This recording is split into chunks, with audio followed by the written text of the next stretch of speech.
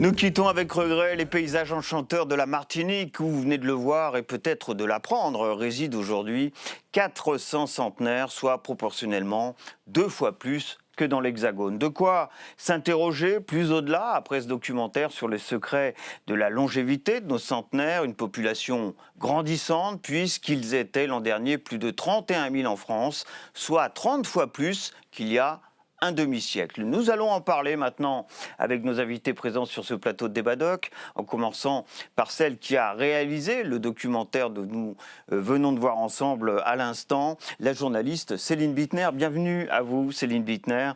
Vous êtes réalisatrice et documentariste, notamment sur les thématiques de santé, comme c'était le cas à l'instant pour ce film. Et vous êtes aussi une ancienne journaliste de notre chaîne LCP. Également avec nous, Michel Poulain. Bienvenue à vous. Vous êtes démographe, professeur honoraire de l'université de Louvain, en Belgique, bien entendu. On vous dénomme parfois le chasseur de centenaires. Et c'est vous qui avez introduit le concept de zone bleue les concernant, dont il est bien sûr question dans ce film et sur lequel nous allons revenir ensemble dans un tout petit instant. Olivier Deladoucette, enfin, est avec nous. Bienvenue à vous. Vous êtes psychiatre et gériatre attaché à l'hôpital parisien de la Pitié-Salpêtrière. Vous êtes aussi chargé de cours à l'université Paris 5 où vous enseignez la psychologie du vieillissement et vous présidez par ailleurs la fondation IFRAD pour la recherche sur la maladie d'Alzheimer, maladie à propos de laquelle vous avez récemment publié ce livre, Alzheimer n'est pas une fatalité, un ouvrage disponible chez HarperCollins. Céline Bittner, donnez-nous peut-être tout de suite des nouvelles des quelques centenaires que vous avez rencontrés sur place en Martinique au moment où vous avez tourné ce reportage. Eh bien, les 3 centenaires vont bien. Je prends encore, bien sûr, des contacts régulièrement avec eux. Ils sont en bonne santé. Éloi, qui avait 99 ans lors du tournage, a bien fêté ses 100 ans en décembre dernier. Il a organisé, bien sûr, une grande fête de famille. Et c'est ce que je voulais mettre un petit peu en parallèle. C'est-à-dire qu'au début du siècle, au début du XXe siècle, il y avait une poignée de centenaires. En France, une centaine. Et à chaque fois qu'un centenaire passait ce cap fatidique, on éditait une carte postale à leur gloire.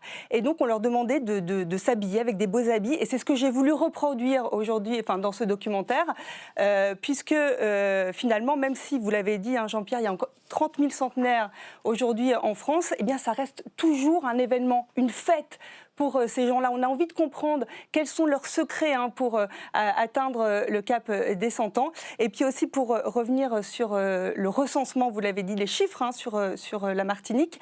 400 centenaires, alors il y a eu plusieurs vagues, vous allez en parler, j'imagine, Michel Poulain, de recensement, puisque vous êtes allé, mais il y avait 3 vagues de recensement entre 2013 et 2023. Oui. Et c'est 400 centenaires cumulés sur toute cette période-là qui ont été recensés en Martinique. Et c'est une association locale, au départ martiniquaise, qui en fait s'est rendu compte qu'il y avait une présence exceptionnelle, une concentration exceptionnelle de centenaires à la Martinique et qui a fait appel à vous, c'est ça, Michel Poulain? Oui, c'est comme ça que j'ai eu vraiment le plaisir de visiter pour la première fois la Martinique. On faisait une réunion des centenaires et on m'a invité à y participer. Et puis j'ai commencé à faire des villages, les uns après les autres, pour voir les centenaires, mais aussi pour voir les documents prouvant qu'ils ont 100 ans. Parce qu'il faut savoir que dans bien des régions du monde, on parle de centenaires alors que les gens n'ont pas nécessairement 100 ans. Or, à la Martinique, les registres d'état civil existent et nous avons pu, dans 10 villages notamment, les feuilleter, voire vérifier que l'âge des centenaires était véritablement supérieur à 100 ans. Alors, pour bien comprendre pourquoi vous êtes allé en Martinique et pourquoi vous aussi, Céline Bittner, êtes allé en Martinique, c'est parce que vous avez introduit le concept, je l'ai dit dans votre présentation, des zones bleues. Autrement dit, ce sont les zones qui, selon vous, comprennent le plus de centenaires au monde. Il y en a 5, on va voir cette carte à l'instant. Il s'agit d'Okinawa au Japon, Ikaria en Grèce, Loglastria, j'espère que la prononciation est à peu près bonne. Merci de me rectifier. C'est en Sardaigne. C'est la première zone, d'ailleurs, que vous aviez identifiée, faisant partie de ces fameuses zones bleues que vous avez définies. C'était à la toute fin des années 90. La Martinique, bien sûr, nous y étions. Et puis, Nicoya, en Costa Rica. Voilà les 5 zones bleues que vous avez définies. Selon quels critères? Parce qu'il faut bien nous expliquer ce que sont ces zones bleues. Et les critères que vous avez définis pour spécifier ces zones bleues aujourd'hui dans le monde. Mais je vais vous expliquer un petit peu le début parce que c'est assez étonnant comment ça a démarré.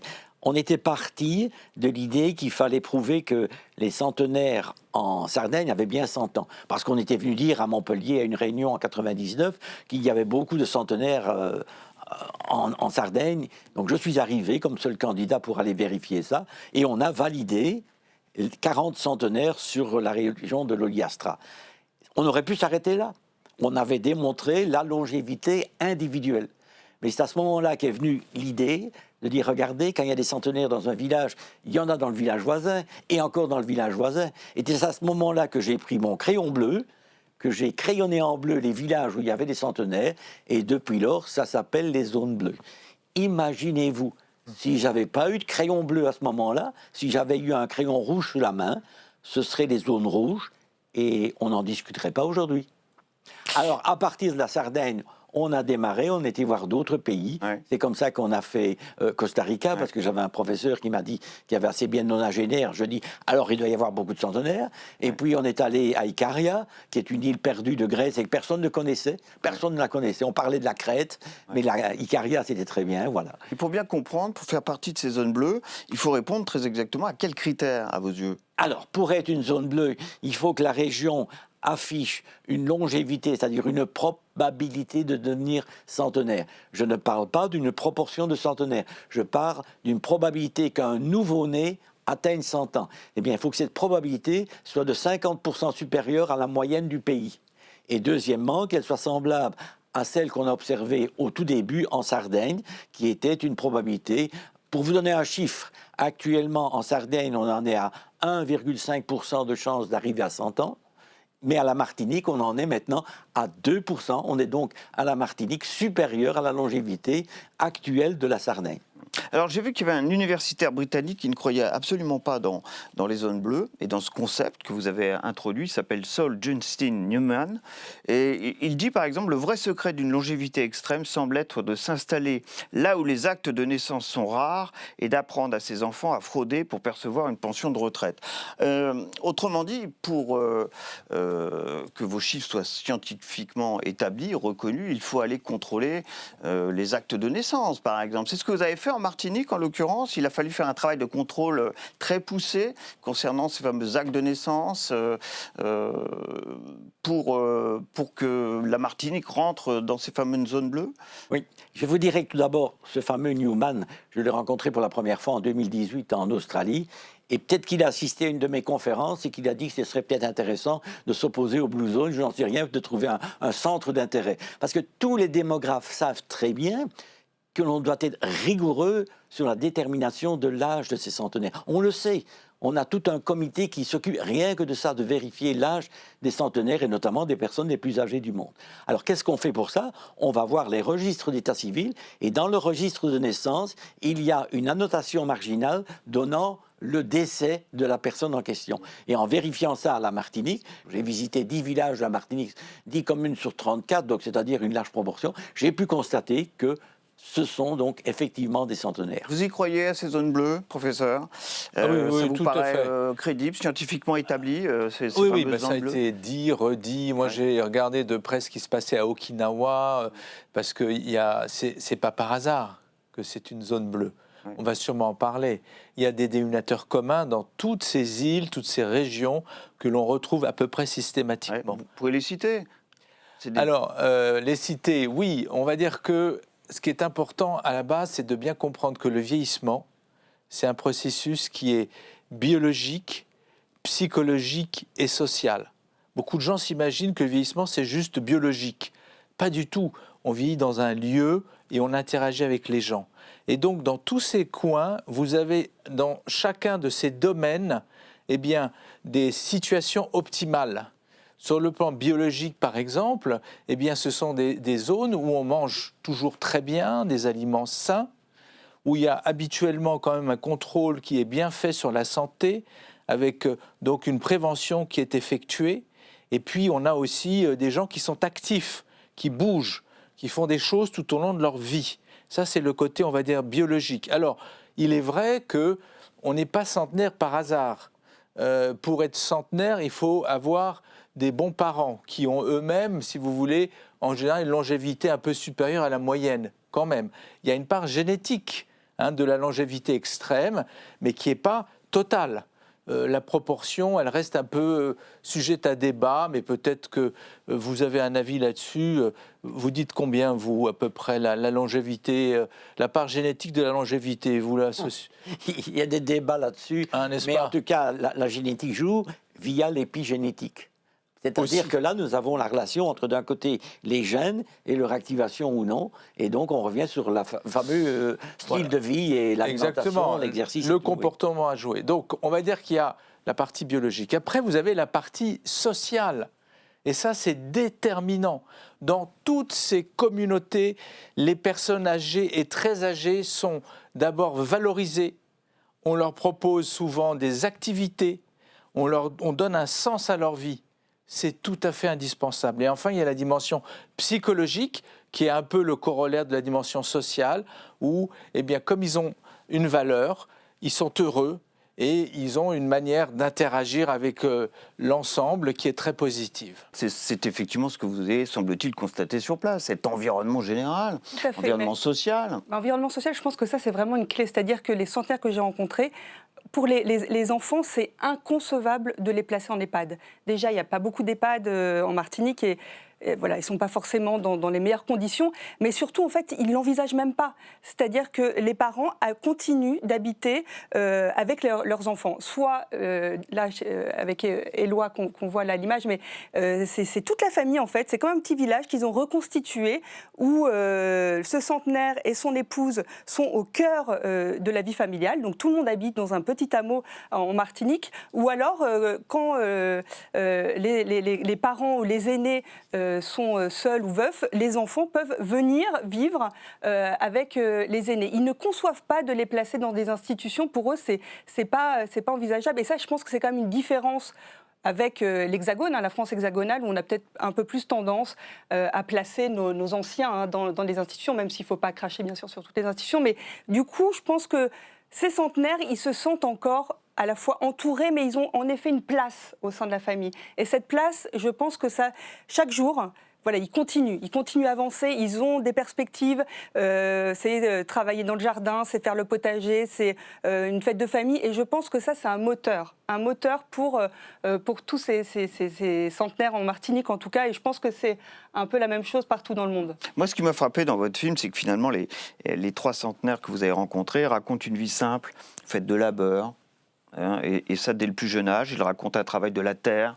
du fer, de la mécanique, avec des gestes répétitifs qui, a priori, abîment le corps. Mais oui, c'est paradoxal. On se dit que c'est en effet, c'est un peu des, voilà, c'est des anciens ouvriers, des anciens agriculteurs.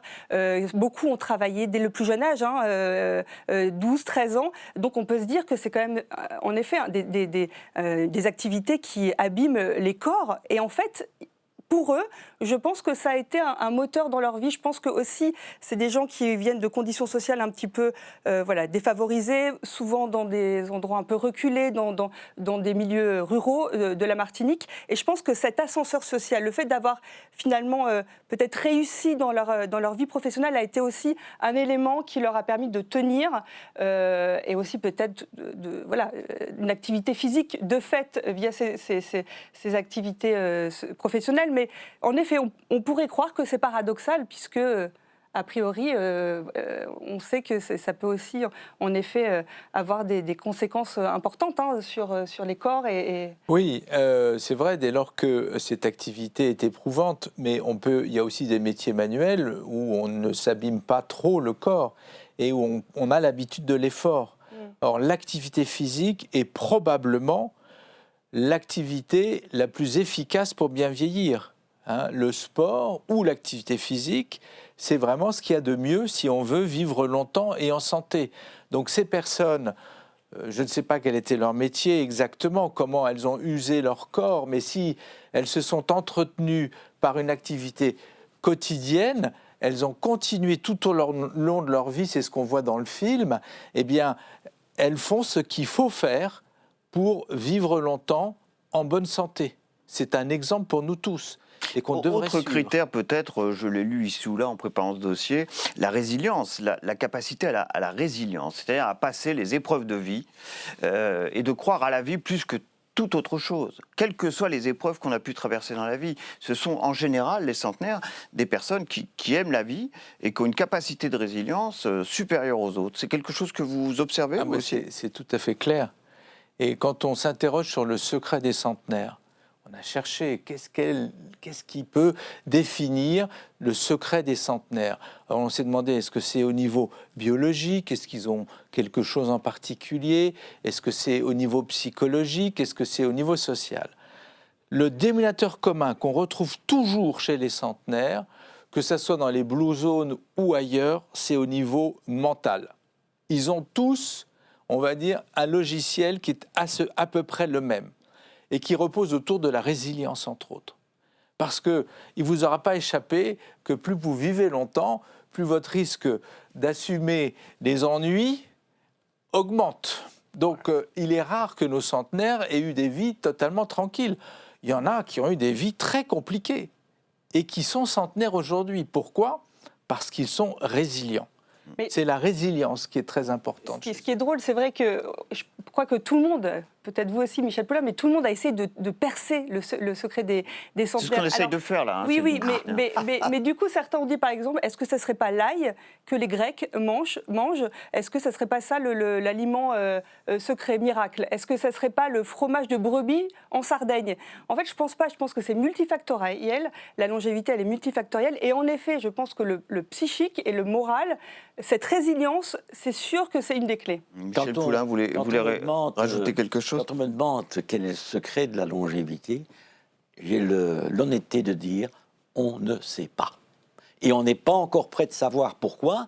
Parce que toutes les disciplines qui sont impliquées, le nutritionniste, la personne qui s'occupe de la santé physique, et tout ça, ils ne peuvent pas avoir le même langage. Moi, j'ai des réunions où on ne se comprend pas. Donc, il faudrait pouvoir travailler ensemble, parler simplement et observer beaucoup. J'ai rencontré les personnes les plus vieilles du monde, comme Emma Moreno, qui est morte il n'y a pas longtemps, qui avait 117 ans. Je la vois encore dans l'interview, on était en train de parler, et à un moment donné, elle disait rien, elle répondait tout simplement en hochant la tête. On est ensuite allé faire une photo, on était tous alentour de Maria, j'ai pris la main de Maria, elle s'est tournée vers moi, et je n'ai jamais vu quelqu'un me regarder comme ça. Il y a vraiment une dimension que l'on apprend quand on rencontre les centenaires. Ils nous donnent autant qu'on leur donne.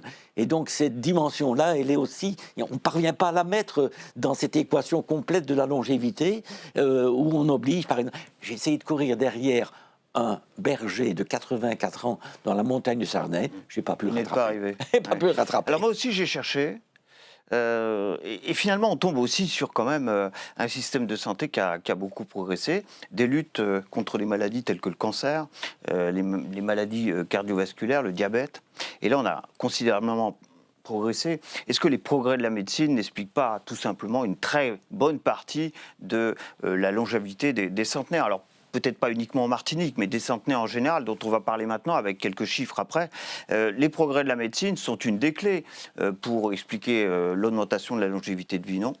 Mais bien sûr, mais bien Et entendu. c'est peut-être l'argument numéro un, non? Alors, c'est l'argument numéro un, mais là, on ne parle pas de la longévité, on parle des centenaires, c'est-à-dire on parle on va dire des champions de la longévité. On se pose la question de savoir qu'est-ce qu'ils ont en plus, ceux-là, pour arriver un peu plus loin que la moyenne.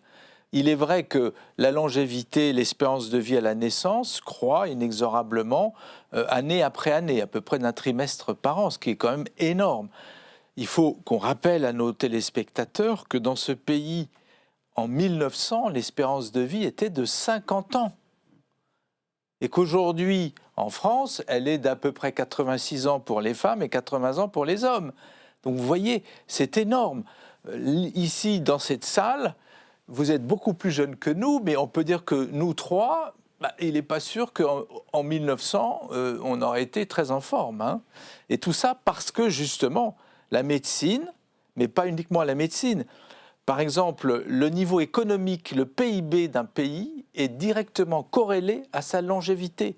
La pauvreté est un des premiers facteurs de risque de mauvais vieillissement. Donc, pour que la longévité croît, il faut effectivement un système de santé, mais il faut aussi la paix une paix sociale, il faut un niveau économique de qualité, et puis il faut peut-être aussi des éléments culturels, etc. Mais là aussi, c'est un peu paradoxal, puisque finalement, quand on voit ces centenaires, souvent, finalement, ils ont eu un mode de vie assez chiche, quoi, on va dire, loin du modernisme actuel. Ce que me disait en Martinique, finalement, ils avaient 50 ans de retard par rapport à l'Hexagone. Donc c'est pour ça qu'ils marchaient énormément, puisqu'il n'y avait pas beaucoup de routes, il n'y avait pas beaucoup de voitures. Ils ne mangeaient pas d'aliments ultra transformés qu'on peut manger aujourd'hui, et qui d'ailleurs fait des ravages. Hein. Désormais, sur l'île de la Martinique, il n'y avait pas de hamburger. Donc finalement, c'était une vie qui était loin du modernisme actuel, hein, qui était finalement assez simple, une vie simple. Et peut-être que c'est l'alliance avec les progrès de la médecine. En effet, les deux, l'alliance avec les progrès de la médecine et une vie simple. Mais est-ce que demain, notre mode de vie actuel, est-ce que ça ne va pas faire finalement, ça va bouleverser cette tendance, je ne sais pas, à la longévité, c'est peut-être la question. Alors on va voir, je vais donner quelques chiffres, je vous donne la parole pour répondre à ce que vient de dire Céline Bittner.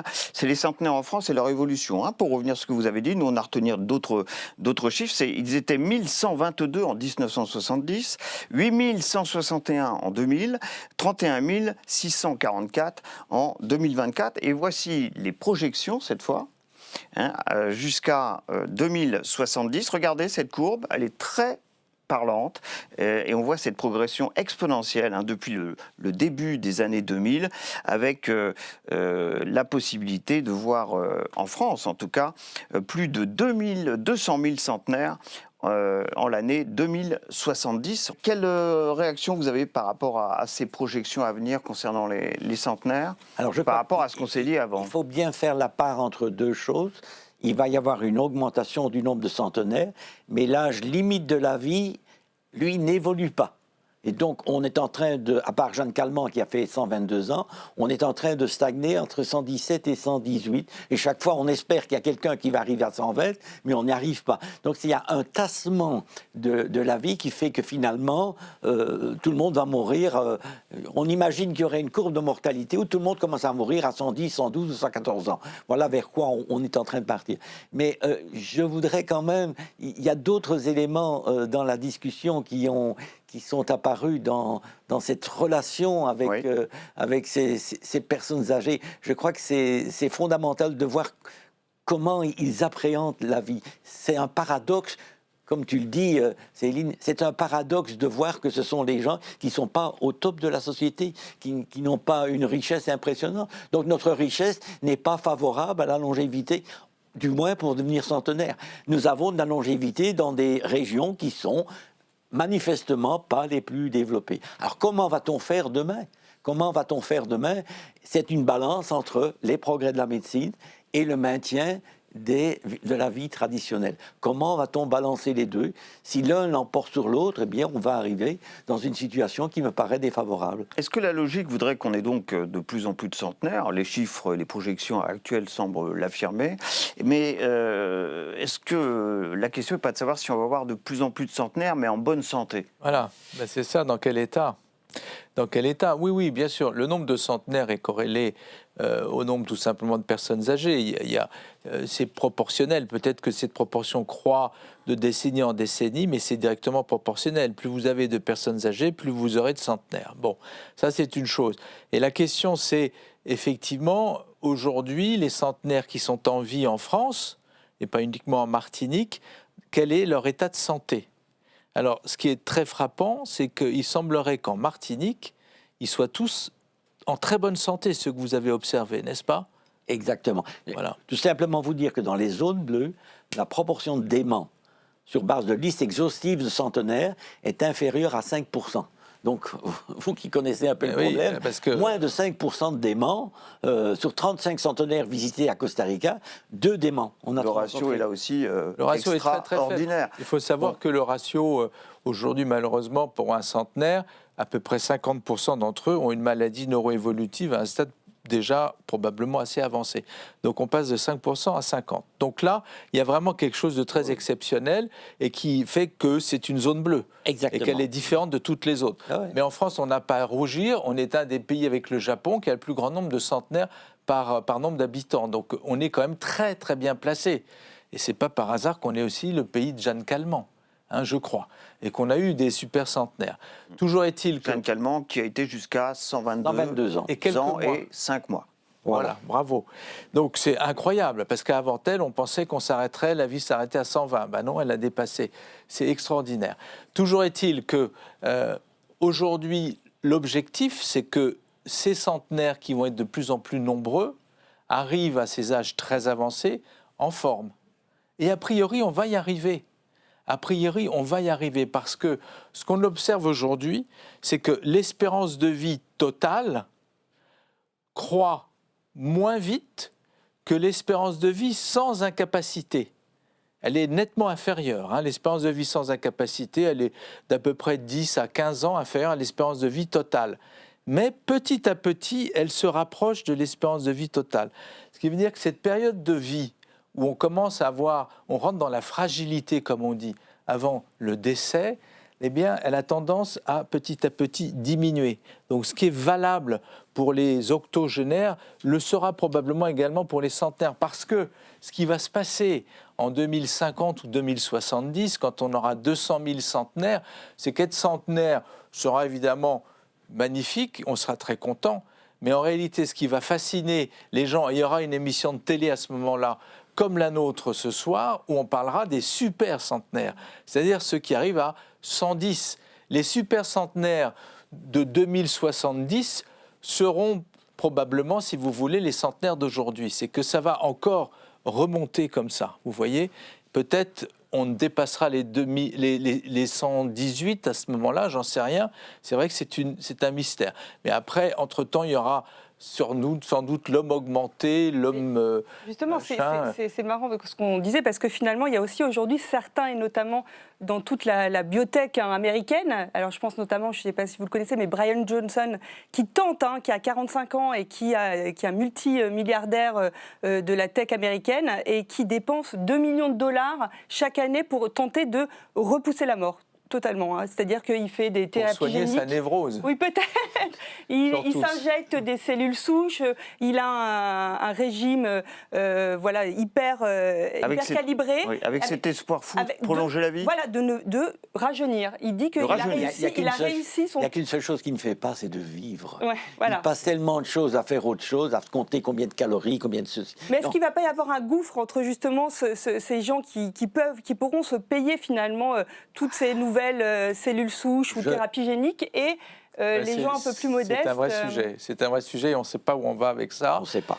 Mais ceci dit, je crois qu'il y a une chose aussi qu'il ne faut pas oublier.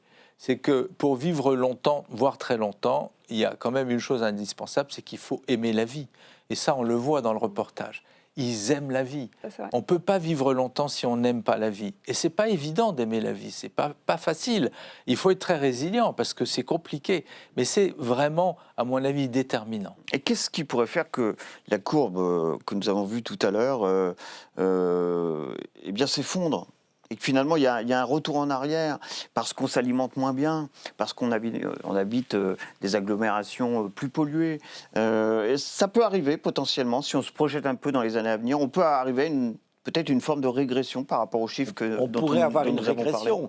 parlé. Concrètement, on n'a pas de nouvelle Jeanne Calment qui est arrivée, et au passage, je signale que quand même, on a pu valider, c'est Jean-Marie Robine de Montpellier qui a pu avec son équipe valider l'âge de Jeanne Calment, exceptionnel, parce que 122, c'est largement au-dessus des 119, des 118 qu'on observe maintenant. C'est comme s'il y avait un maximum qu'on va difficilement dépasser. Notre doyenne en France aujourd'hui s'appelle Marie-Rose Tessier et elle a 114 ans et elle aura bientôt 115 ans. Effectivement, on est assez loin des 122 ans de ce qui était notre doyenne de la fin des années 90. Par rapport à ces comportements alimentaires à venir, etc. Je pense que en tout cas en Martinique, c'est vraiment une préoccupation majeure. On le sent dans votre film. Oui, parce que déjà, il y a la problématique de la pollution au chlordécone qui a quand même abîmé les terres, les rivières et qui a empoisonné, on peut le dire, donc l'utilisation de ce pesticide dans les champs de bananes, qui a eu des conséquences quand même sur l'augmentation des cancers, mais aussi sur ce mode de vie qui change. C'est-à-dire aujourd'hui, en effet, les fast-foods, les aliments ultra transformés, les supermarchés ne font plus d'activité physique. C'est vrai qu'il y a des routes et des voitures, tout le monde finalement va d'un point à l'autre en voiture, et donc il n'y a plus d'activité physique, et tout ce qui faisait un peu le secret et ce microclimat très favorable aux centenaires en Martinique est en train de plus ou moins disparaître. Alors, est-ce que les nouvelles générations vont suivre le chemin de leurs aînés? Ça, je sais, c'est à voir. Il va falloir attendre, bien sûr, les années à venir. Je voudrais rebondir sur la chlordécone. La chlordécone va avoir des effets certainement très négatifs. C'est ce fameux pesticide utilisé notamment pour les bananiers. Pour les Ouais, bananiers. les champs de bananes. Il faut savoir que les centenaires actuels de la Martinique ont fini de travailler lorsque la chlordécone en 72 a été introduite. Donc, ils ont été très peu soumis à la chlordécone. Et donc, on peut s'attendre à ce que les générations futures qui devraient produire des centenaires arrivent en moins grand nombre au niveau du futur. Donc, la Blue Zone de Martinique pourrait disparaître à terme. Est-ce que notre société doit se préparer à cette augmentation exponentielle des centenaires auquel on va assister dans les prochaines années? Et si oui, comment? Parce que Céline Bittner l'a souligné tout à l'heure, dans ce film, il y a beaucoup de personnes qui accueillent leurs aïeux, qui en prennent soin au quotidien, tous les jours. Bon, ça, c'était des pratiques qu'on avait allez, on va dire jusqu'au la première moitié du XXe siècle. C'est plus au goût du jour aujourd'hui, dans beaucoup de familles françaises notamment. On va avoir besoin de mettre en place des structures particulières, des comportements particuliers pour accueillir les futurs centenaires, les centenaires de demain, d'après vous? Ah oui, clairement. Il y a, en fait, le monde est confronté à 3 révolutions. On connaît bien les 2 premières, c'est le changement climatique et, on va dire, la révolution numérique. Et la 3e, on en parle très peu, c'est la révolution démographique, mais qui va transformer profondément nos sociétés. Et les centenaires sont, on va dire, la partie immergée ou le porte-drapeau de cette révolution démographique. Le nombre de gens de plus de 65 ans dès aujourd'hui, je crois qu'il y en a plus que des jeunes de moins de 20 en France. Et ça va aller en croissant. Et donc notre société va être obligée de s'adapter. Et aujourd'hui, on est encore un peu dans le déni. On attend, on voit venir. C'est pas à une chaîne parlementaire que je vais dire qu'il y a quand même un petit problème à ce niveau-là, n'est-ce pas? Que les lois n'ont pas été votées quand il fallait et que on n'a pas de secrétaire d'État aux personnes âgées, par exemple, aujourd'hui. Bon, par exemple. Mais toujours est-il que notre société va devoir s'adapter, va devoir trouver des solutions pour créer peut-être plus de passerelles intergénérationnelles, pour donner plus de sens aux personnes qui vieillissent, les intégrer davantage, trouver des moyens de s'adapter. Merci vraiment à tous les 3, spécialement à vous, Céline Bittner, pour ce film, des centenaires en Martinique. Vos réactions, ça sera bien sûr sur #Débadoc. J'espère que vous serez là pour réagir à ce que seront ces réactions. Merci à Félicité Gavalda, Yasmine Benaïssa, qui m'ont aidé comme à l'accoutumée à préparer cette émission. Prochain rendez-vous avec Débadoc, ce sera tout simplement à la même place, la même heure et toujours avec son documentaire et son débat. À très bientôt.